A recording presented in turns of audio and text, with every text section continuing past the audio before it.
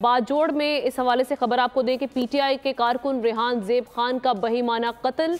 इस हवाले से ये खबर सामने आ रही है कि लाशों पर सियासत पीटीआई का भयानक चेहरा बेनकाब हो चुका है। ये कत्ल हुआ, उसके बाद ये सामने आ रहा है कि पाकिस्तान तहरीक इंसाफ की जानिब से इस कत्ल पर सियासत की जा रही थी। बहीमाना कत्ल और बेनकाब कर दिया गया। कत्ल के साथ ही पीटीआई ने ऑफिशियल अकाउंट से उसे टिकट होल्डर जाहिर कर दिया।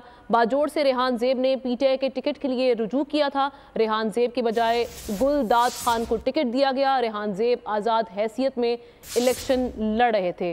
पाकिस्तान तहरीक इंसाफ की जानिब से कहा जा रहा था कि उनका उम्मीदवार है, लेकिन गुलदाद खान को वहाँ पर टिकट दिया गया था पाकिस्तान तहरीक इंसाफ की जानिब से।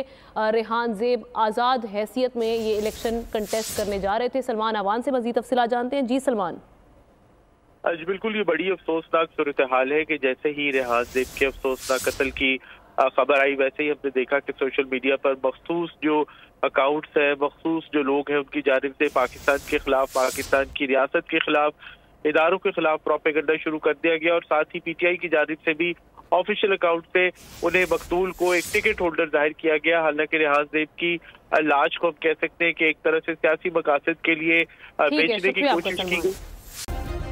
सब्सक्राइब करें और बेल दबाएं ताकि कोई खबर रह न जाए।